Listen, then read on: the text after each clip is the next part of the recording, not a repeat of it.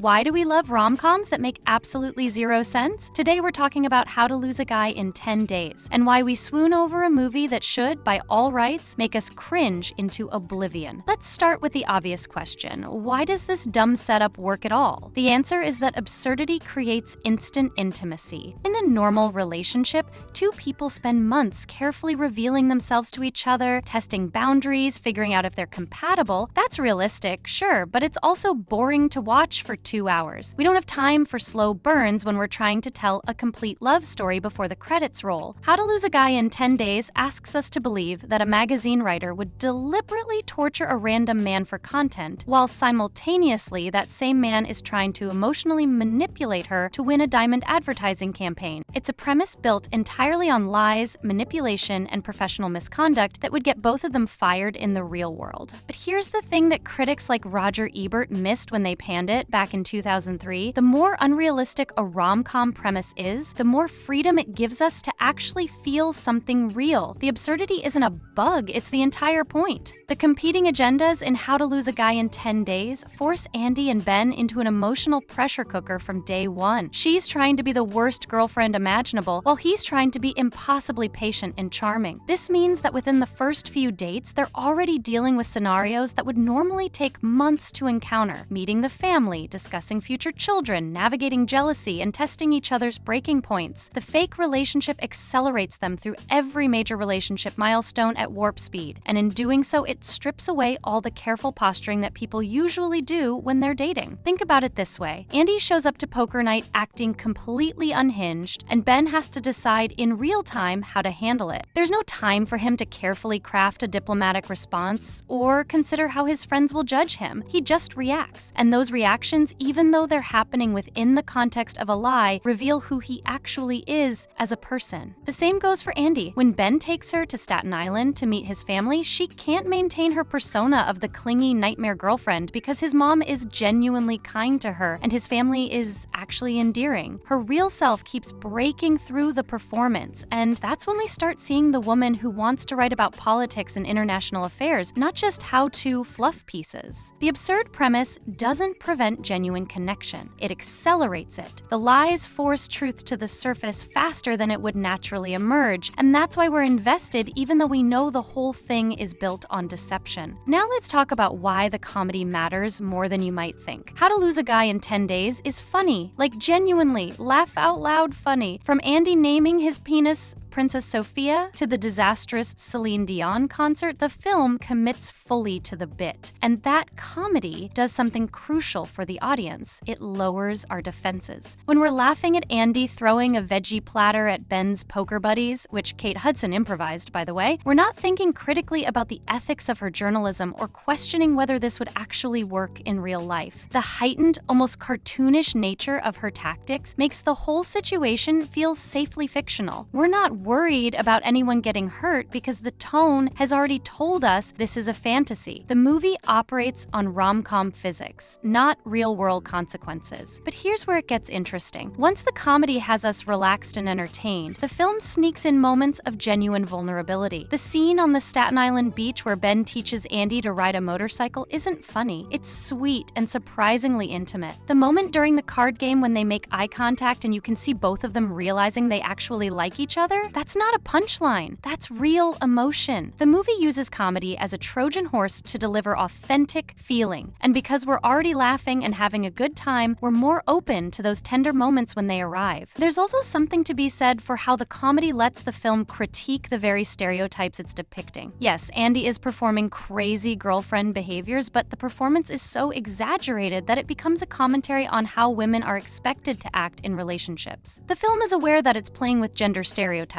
and the humor gives it permission to poke at those expectations without getting preachy about it. We laugh at Andie's antics, but we're also laughing at the absurdity of relationship advice columns that pathologize normal human behavior as mistakes women make. Here's the paradox at the heart of How to Lose a Guy in 10 Days. The situation is completely fake, but the characters feel real. And that's because even though Andie and Ben are lying about their intentions, their emotional reactions to each other are genuine. When Ben gets frustrated during poker per night, that frustration is real. When Andie feels conflicted about continuing the article after spending the weekend with his family, that conflict is authentic. The movie works because it understands that you can't fake chemistry, even when you're faking everything else. Matthew McConaughey and Kate Hudson have the kind of natural rapport that makes you believe these two people would actually fall for each other, schemes aside. Director Donald Petrie encouraged them to improvise throughout filming, which means many of their interactions have that spontaneous, unrehearsed quality that feels true to life. The film also does something smart with its supporting characters. Ben's family in Staten Island aren't caricatures. They're warm, funny, and believably working class in a way that grounds the more ridiculous aspects of the plot. When Andie plays bullshit with them, we see her genuinely enjoying herself and being accepted by people who have no idea she's there under false pretenses. That acceptance matters because it shows us what's at stake. This isn't just about winning a bet or finishing an article anymore. Real relationships are forming, and real people could get hurt. And that's what makes the eventual revelation so effective. When Andie and Ben discover the truth about each other at the Diamond Gala, their hurt and anger feel earned because we've watched them develop actual feelings despite themselves. Ben's wounded pride when he realizes she was playing him for a story isn't just about his ego. It's about the fact that he opened up to her, introduced her to his family, and let himself be vulnerable. Andie's devastation when she learns about his bet isn't just about being deceived. It's about realizing that the one relationship where she felt like she could be herself might have been just as fake as the persona she was performing. The movie understands that even within a ridiculous premise, human emotions are messy and complicated and real. The plot may be absurd, but heartbreak still hurts and connection still matters. Rom-coms don't operate on the rules of reality. They operate on the rules of fantasy, and the key to a successful fantasy is internal consistency. How to Lose a Guy in 10 Days establishes its rules early. 10 days is enough time to fall in love. A single article can make or break your career, and bets can magically shape destiny. Once we accept these rules, the movie plays fair with them. It doesn't suddenly switch to gritty realism in the third act. It maintains its heightened romantic worldview from start to finish. This is why the film resonated with audiences even when critics dismissed it as predictable fluff.